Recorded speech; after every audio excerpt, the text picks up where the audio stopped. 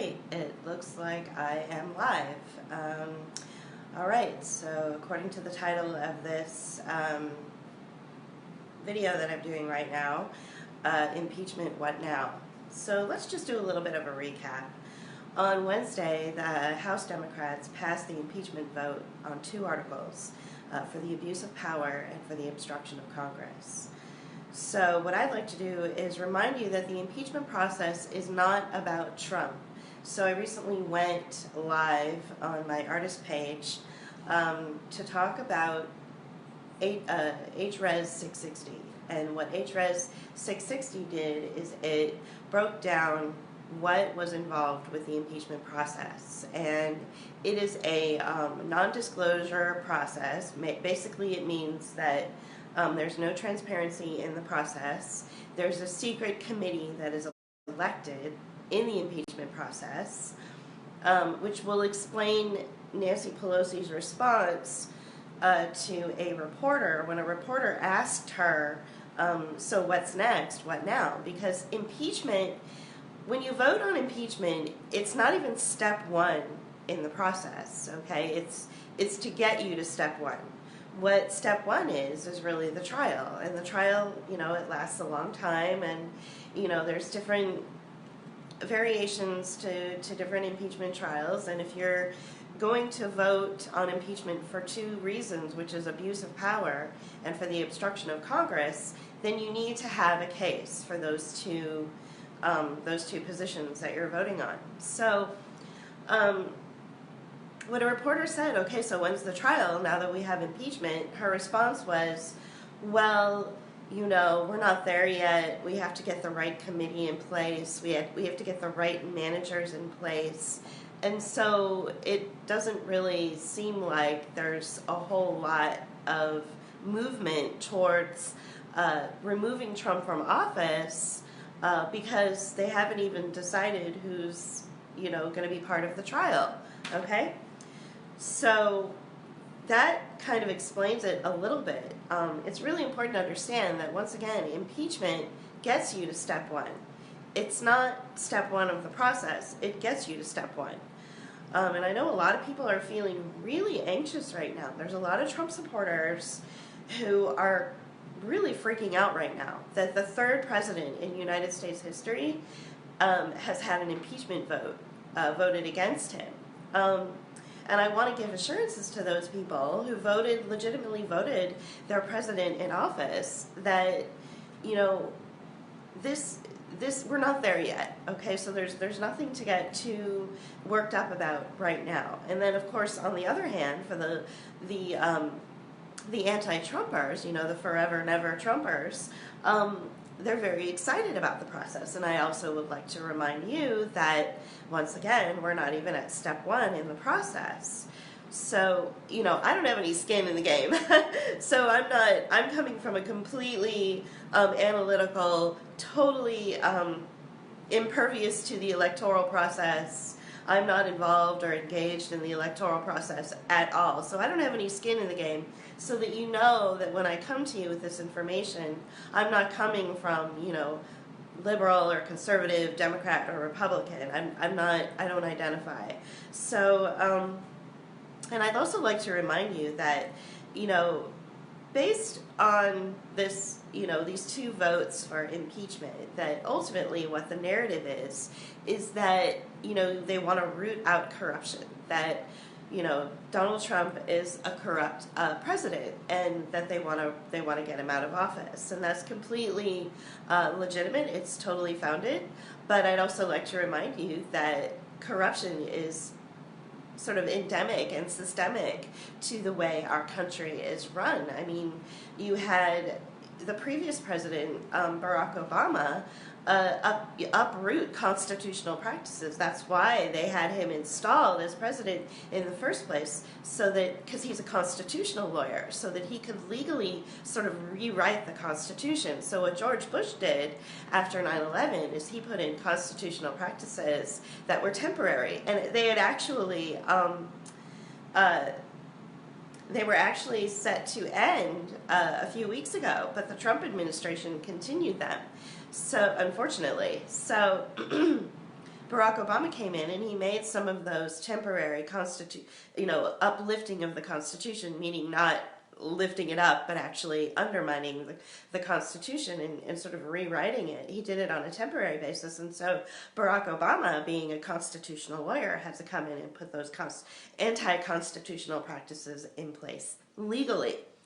So we have things like the unauthorized targeting and detaining of American citizens without due process, things like that, which overrides and overrules the Posse Comitatus Act. So some of this stuff you may have never heard about. I'll put Wikipedia links in and things like that.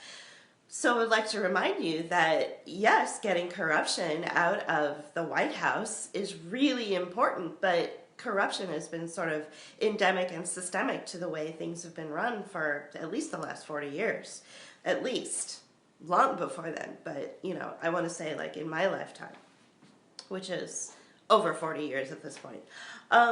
So just to also remind you that on the day that the House Dems voted for impeachment, that Trump immediately raised $5 million towards his next presidential campaign. So that's something you might want to think about. Sometimes these things have a way of backfiring. All right, so we want to remember things like that. That a lot of times these really sort of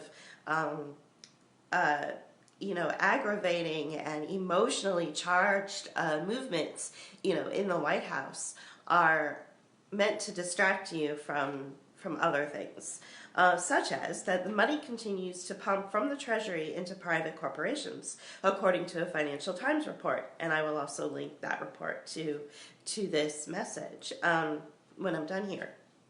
So the financial institutions and corporations, they keep the Dow up. They keep the our financial markets thriving, and the way they do that, it's supposed to be through the profit sector. You pay into the United States commerce system by buying things. Well, because nobody has any money, because we are jobless, and I'll get to that in a minute, and we're at a 17% deficit in our profit margins.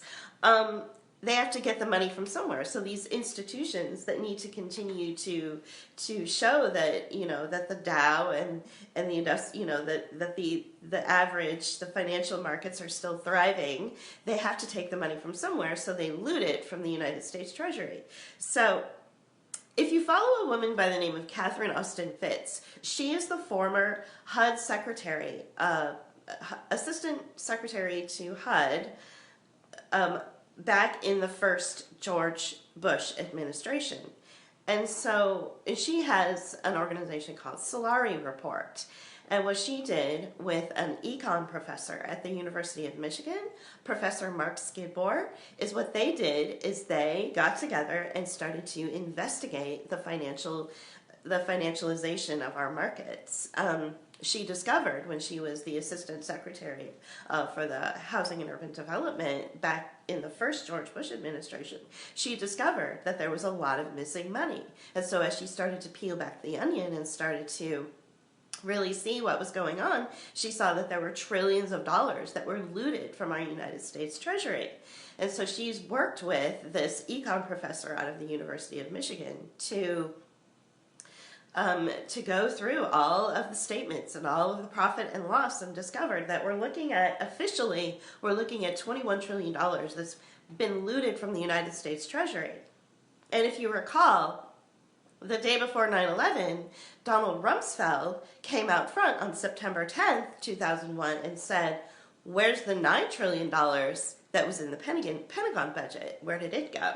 And then suddenly we had 9/11 the next day to distract from the fact that our United States Treasury is being consistently looted. And so that's what this is about. This is why the financial markets are like, yeah, okay, impeachment, so what? The fact is we're still getting our money. We're still able to loot it from the Treasury because there's a 17%, there's only a 17% profit in our economic system. Back in a couple hundred years ago, we were at like a 43, 45% profit margins. So the financial markets could thrive.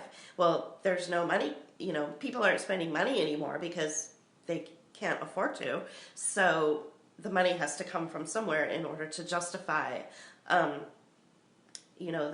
Dow Jones and things like that, to keep it rising and keep it good. So usually these kinds of things that take place happen right before a financial crash. And I'd like to remind you that right about the time that Bill Clinton passed, NAFTA, and he was passing all of these trade laws and all of these different pieces of legislation that ultimately hurt our country, is when we went into a financial slump. So it took, an absurd accusation of having an affair with a White House intern in order to get him to stop looting the social safety nets that we had in place. I mean, a lot of people joke that Monica Lewinsky actually saved Social Security because Bill Clinton and Newt Gingrich had signed the paperwork to make it so that you would have lost your Social Security. So every time you get paid,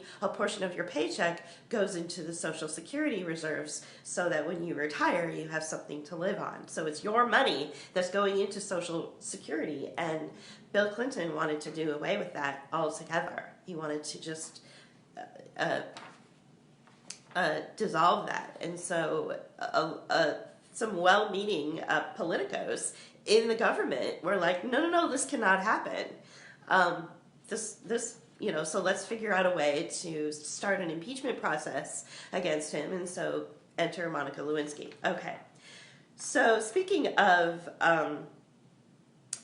things like, disastrous trade agreements, which uprooted our economy and caused people who were once, living very comfortable lives, working in their steel mills or the auto industry where they could make, their unions were really strong and they could make, $30, $35 an hour and support a family of 3 and own a home and have a car and put their kids through college.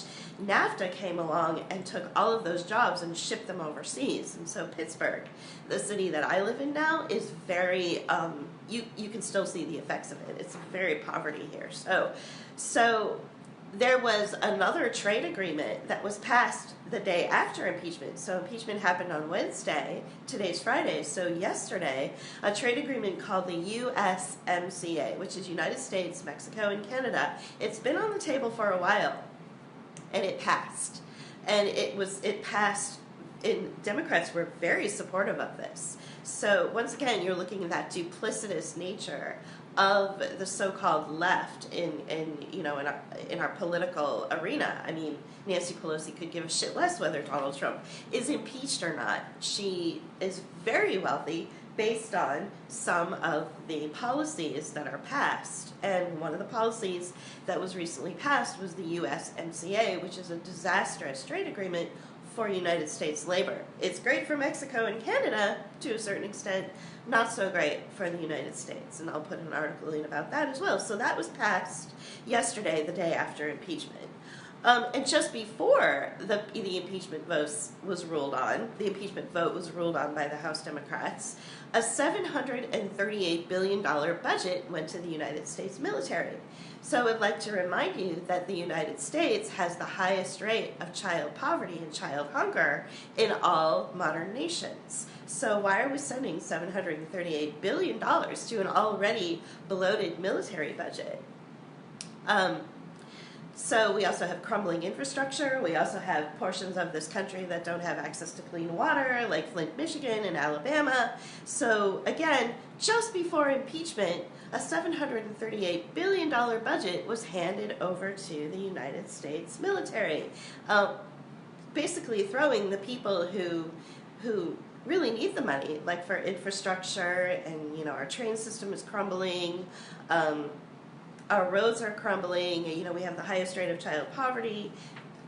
How come the money doesn't go for these things here in our country? Why do we need to continue to hand over bloated military budgets over the years? So that's something to think about. And so I would like to remind you also that just to bring it on back to the impeachment vote. Yes, it's very disturbing, and it's very scary that only the third president in U.S. history has had an impeachment vote against him. Okay, yeah, that's pretty intense. But I would like to remind you that impeachment isn't even step one of the process in removing a president from his position. Okay, there has to be a trial.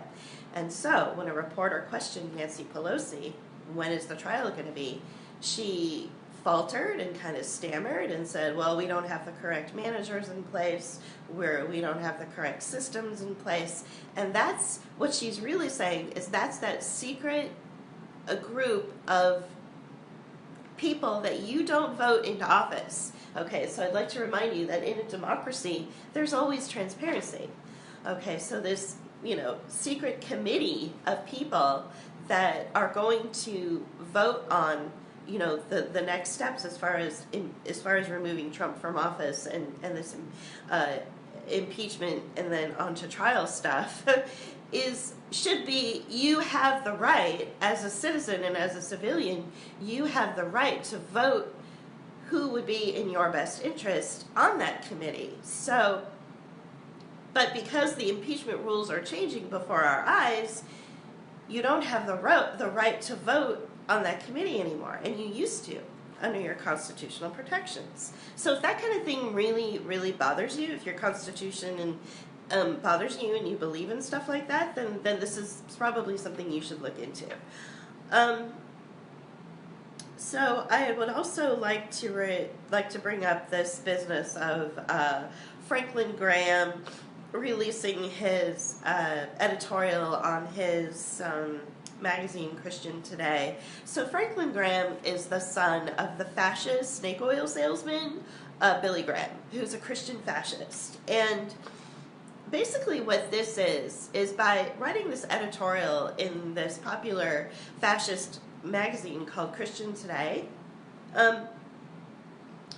and basically coming out and saying that he wants Trump removed from office. What this is trying to do is to pull those people who are sort of like,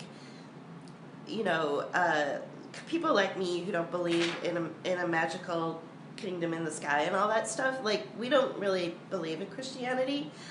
Is to pull people like me who are very, who are very much not magical thinking fascists into his camp, by trying to appeal to us to say, hey, look, I want to get rid of this really bad guy who's in office. Come on over and join us. Okay, so some people will fall for it, and some people won't. So if you are like, hey, look, I don't care that I, grew up non-denominational or agnostic or atheist, I'm gonna go side with the Christian fascists now because they're never Trumpers, that kind of thing. So it's what's called a psyop, like a psychological operation. But it also gives Trump an opportunity to pull the Christian fascists that did vote for him, to pull them back into his camp and say, what is this guy saying? Of course I'm a Christian. Of course I'm an evangelical. And so if Trump is removed from office, which won't happen in the next, 11 months, because the election is coming up in less than a year, and the trial and everything like that, and getting the secret committee together, it's going to take ages. But if by some miracle he is, removed from office, and Mike Pence slides in, then Mike Pence will probably, include Christian Sharia law or something crazy like that into our legislation. And I'd like to remind you that religion and politics, should never ever mix, ever. Like, this whole conversation about Franklin Graham releasing his editorial on Christian Today, which is a Christian fascist magazine, and saying things like, we would like, I'm calling for the removal of Trump.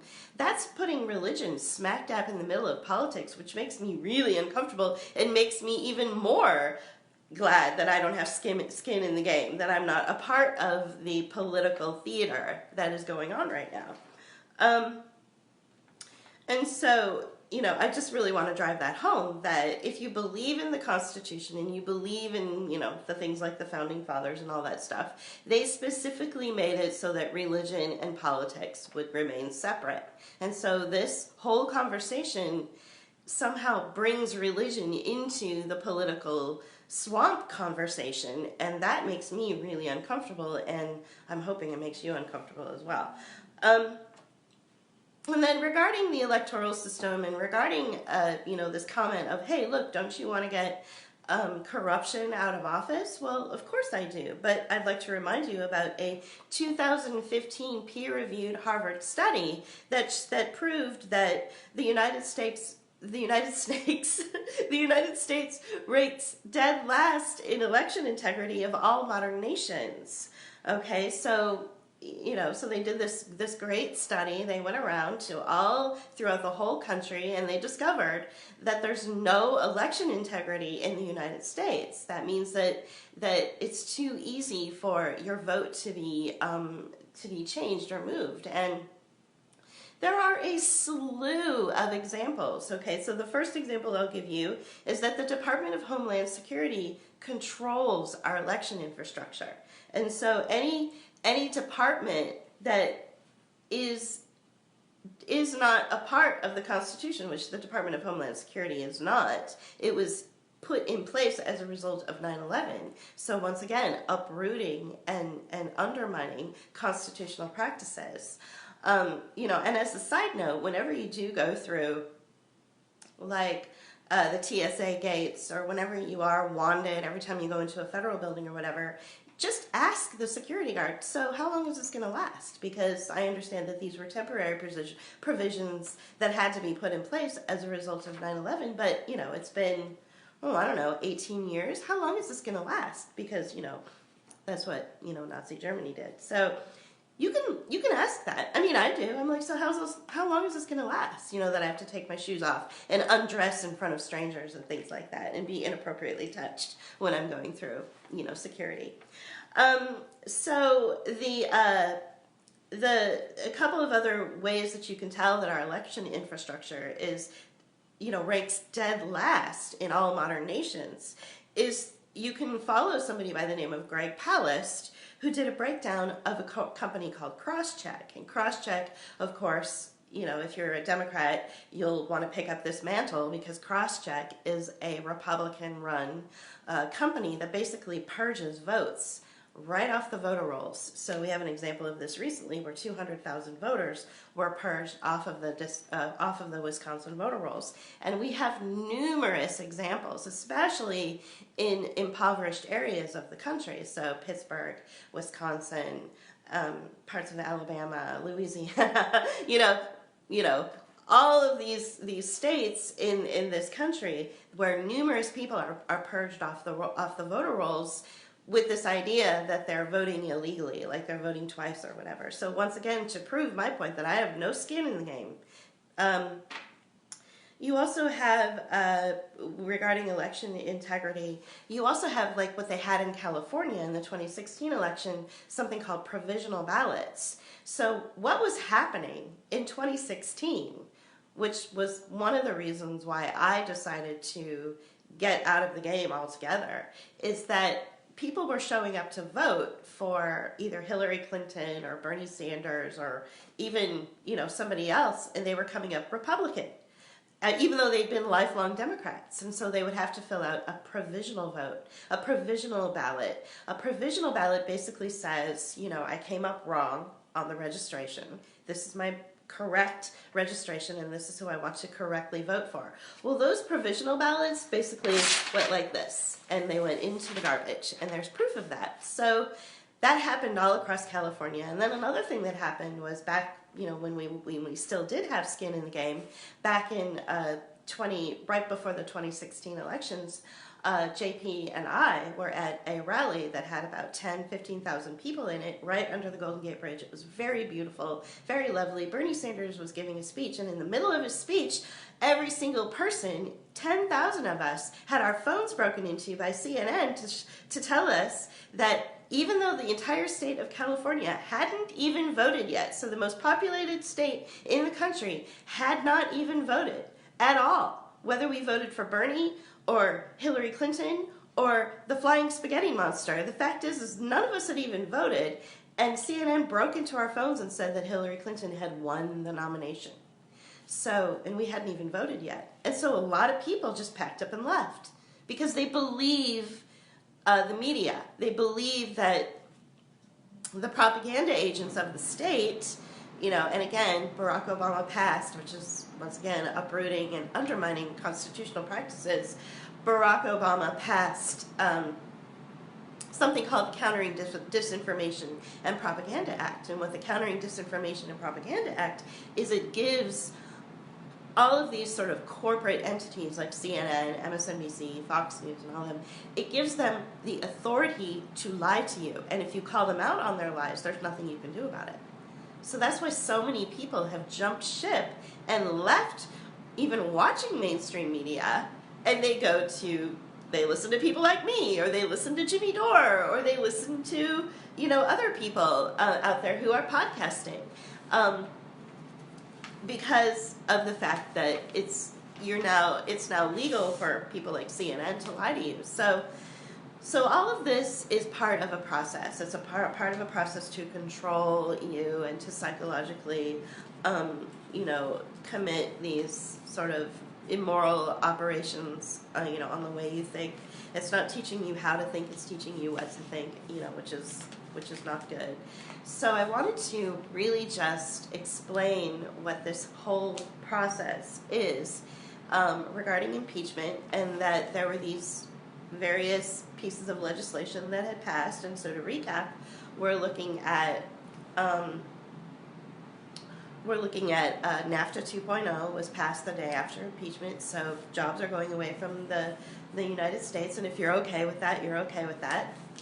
Personally, I'm not. I think that, we're already suffering enough economically. The second thing that passed was that private corporations that are already very well funded were able to loot the Treasury once again in order to keep the Dow Industrial Average up and make our financials look better than they are. So they looted the Treasury once again recently, like yesterday.